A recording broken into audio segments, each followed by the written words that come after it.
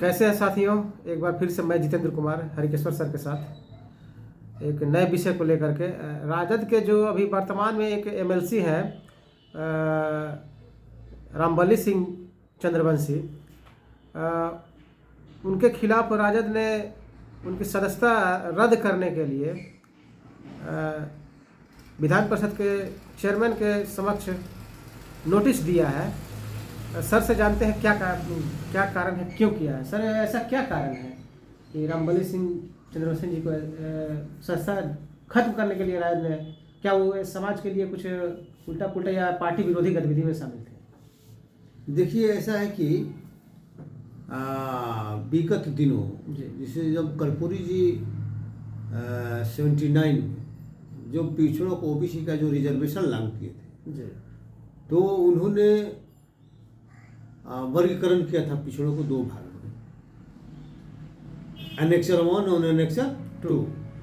तो एनेक्सर 1 को अति पिछड़ा मान लिया कहा गया, एनेक्सर 2 को पिछड़ा कहा गया। तो उस समय बहुत कम लोगों को, जो आप कह सकते हैं कि जो वार्षिक लेबर का काम करते थे समाज में, उन्हीं को अति पिछड़ा वर्ग में रखा गया था। बाद में लालू जी की सरकार आई तो लालू जी ने बहुत सी जातियों को, ओबीसी की जातियों को जो पिछड़ी जाति में थी, एनेक्सर 1 में नहीं थी, एनेक्सर 2 में थी, उसको एनेक्सर 1 में शामिल कर दिया। और अभी वर्तमान में नीतीश कुमार ने बहुत सी जातियों को शामिल किया और लास्ट जो शामिल किया 3 जातियों को। 3 जाति, एगो तेली माले की जाति है, एगो तमोली जाति है, एगो डांगी जाति है। डांगी। तो 3 जातियों को जो शामिल किया तो उसका दुष्परिणाम साफ साफ सामने दिखने लगा और समाज में उथल पुथल मची है। अति पिछड़ा समाज जो है काफी उद्वेलित हो गया। तो उसका वजह था कि जिला परिषद में जो हुआ चुनाव, तो जिला परिषद के अध्यक्ष का 7 टोटल 8 पद था अति पिछड़ों के लिए। तो उसमें 7 जीत गए दूसरे, जो नीतीश कुमार ने नए लोगों को अति पिछड़ा में शामिल किया था, 7 सीट वही ले गए। अधिकतर सर मुखिया तो ज्यादा वही बने हैं। ना मुखिया छोटी बात है, यहाँ पर जो साफ साफ जो दिखलाई दिया कि 8 में 7 जो है, जो कर्पूरी के अति पिछड़ा थे उनको नहीं मिला। जो नीतीश का अति पिछड़ा थे बाद में किया, वो 7 सीट ले गए और कर्पूरी के मूल पिछड़ा वालों को सिर्फ 1 सीट आपको मिला सीतामढ़ी में।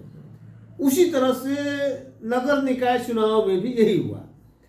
तो समाज में बड़ा समझिए को था, में लड़ाकू लोग थे और समाज जो चल रहा है उसमें बड़ा समझिए कि सरकार के प्रति, इस एक्शन के प्रति बड़ा गुस्सा था।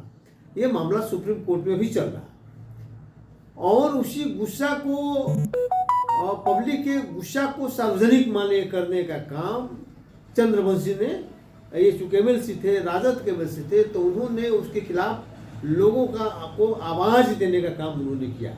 अभी भी तो पब्लिक का जो आवाज था, अभी भी सर है। हाँ, उन्होंने जो पब्लिक का आवाज था उस पब्लिक को आगे बढ़ाने का उन्होंने बीड़ा उठाया और पूरे बिहार घूमकर उन्होंने कार्यक्रम किया और कर्पूरी ग्राम से उनका आंदोलन शुरू हुआ। तो आंदोलन में उन्होंने स्पष्ट तौर पर कहा कि अति पिछड़ों के विरोधी लालू जी भी कम नहीं है। लालू जी ने भी अपने समय में पिछड़ों को अति पिछड़ा में शामिल किया, उसी तरह से नीतीश कुमार ने शामिल किया और अभी जो शामिल किया इसका नतीजा ये मालिक देखने को मिल रहा है। तो उस समय जो कर्पूरी ग्राम से उन्होंने आंदोलन पद यात्रा शुरू किया था, हमको लगता है 2 अक्टूबर 23 से, तो उसमें पार्टी के लोगों ने उनको मना किया था कि आप इस तरह के कार्यक्रम आप मत करिए। तो इन्होंने कहा कि हमारे सामने 2 विकल्प, एक समाज है जो हम जिस समाज से आए हैं, जिस समाज का प्रतिनिधित्व करने के लिए आए हैं, तो उस समाज का प्रतिनिधित्व हम करेंगे, हम प्रतिनिधित्व करेंगे। इसके अलावे आपको जो करना आप करिए, हम समाज का प्रतिनिधित्व करेंगे, हम अपने आंदोलन को रोकेंगे नहीं। और उन्होंने इसका घोषणा, उन्होंने जो 7 तारीख को मिलर स्कूल में हुआ, उन्होंने कहा भी मीटिंग में कहा कि हम पर मान लें किस तरह का दबाव है, लेकिन इसके बावजूद भी मैंने समाज को प्राथमिकता दिया और समाज हमारे लिए सर्वोपरि है। समाज के अलावा हमारा जो पॉलिटिकल कोई मायने नहीं रखता। उन्होंने स्पष्ट तौर पर कहा कि अगर समाज के लिए लड़ना पड़े तो हम सब कुछ न्यौछावर करने के लिए तैयार हैं। तो ये जो रुख जो हुआ, तो आरजेडी को लगा कि हमारे नेताओं का ये विरोध कर रहे हैं। हमारे लालू जी को भी उन्होंने आक्षेप किया, तो उन्होंने पार्टी विरोधी गतिविधि के चलते इनसे स्पष्टीकरण पूछा, और इनसे स्पष्टीकरण पूछने के बाद जो जवाब मिला तो पार्टी एक तरह से असंतुष्ट हुई, और असंतुष्ट होने के बाद उसको जो देवेश चंद्र ठाकुर हैं एमएलसी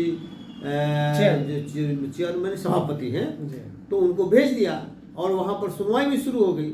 अब सवाल उठता है कि दो तरह का कार्रवाई का बात है। एक तो पार्टी विरोधी कार्रवाई जो होती है तो उसके लिए पार्टी अनिर्णय है, पार्टी निर्णय लिया कि आपको पार्टी से निष्कासित किया जाता है। पार्टी स्वतंत्र है, अगर उसको लगता है कि आप पार्टी विरोधी काम कर रहे हैं तो वो मान्य करें, लेकिन किसी की सदस्यता समाप्त करने का पार्टी को थोड़े है, पार्टी को अधिकार नहीं है। वो मान लीजिए कि जो उनको शपथ दिलाता है वहाँ पर, जैसे मान लीजिए कि विधान परिषद में सभापति हैं, विधानसभा में ये हैं, लोकसभा में स्पीकर हैं, डिप्टी स्पीकर, जो भी मान लीजिए, तो उनको भेज दिया क्योंकि उनको राइट है, उनको सब चीज़ों को देखना है। तो इन्होंने जो जवाब दिया था, तो इनका जवाब में ये था कि चूंकि विधान परिषद के अंदर मतलब सदन के अंदर मेरे द्वारा पार्टी विरोधी कोई काम नहीं किया गया,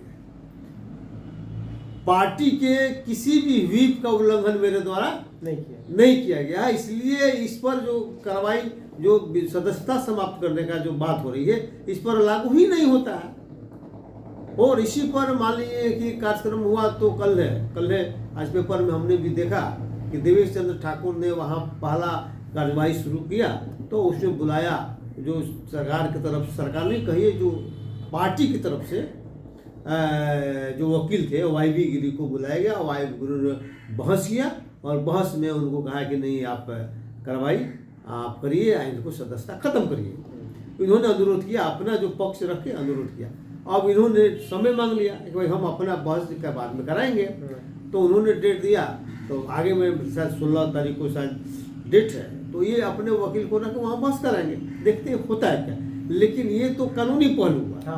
सबसे बड़ी बात है कि जो सोशल जस्टिस की पार्टी राजद को माना जाता है, और राजद पार्टी के लोग अगर अति पिछड़ों का आवाज़ उठाने वालों के खिलाफ कार्रवाई करते हैं तो वो एक तरह से एक्सपोज मान लीजिए हो रहे हैं। सबसे ज़्यादा ये बात है कि लालू यादव और उनका परिवार, चाहे जो भी मान लीजिए पार्टी के लोग हैं, वो पूरी तरह से एक्सपोज हो रहे हैं सोशल जस्टिस के इशू पर। ये सबसे बड़ी बात है।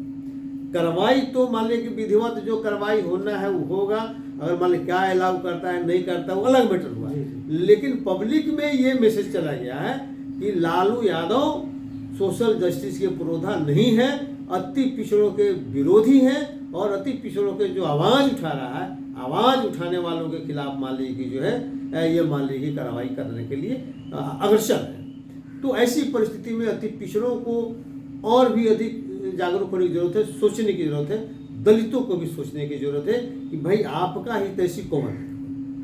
अगर आप आवाज़ उठाएंगे तो आपके खिलाफ कार्रवाई होगी, अगर चुपचाप रहेंगे तो आपको सारा सुविधा मिलेगी। अब ये यही कारण है कि समाज का प्रतिनिधित्व करने के लिए कोई आदमी आगे नहीं आता है। एक आदमी आगे आया तो उसके खिलाफ कार्रवाई की मानने की बात हो गई। तो इसीलिए अति पिछड़ों को चाहिए कि रामबली सिंह के साथ एकजुट होकर उसका संघर्ष में साथ दें, अन्यथा आने वाले समय में इनका इज्जत आबरू सुरक्षित नहीं रहेगा। बस इतना ही मान लीजिए कि मामला ही है। हाँ, तो साथियों, हरिकेश्वर सर से अपने विधान परिषद के जो सदस्य वर्तमान में है रामबली सिंह चंद्रवंशी जी के बारे में सुना। फिर मिलते हैं किसी अन्य विषय पर। जय भीम, जय भारत, जय संविधान।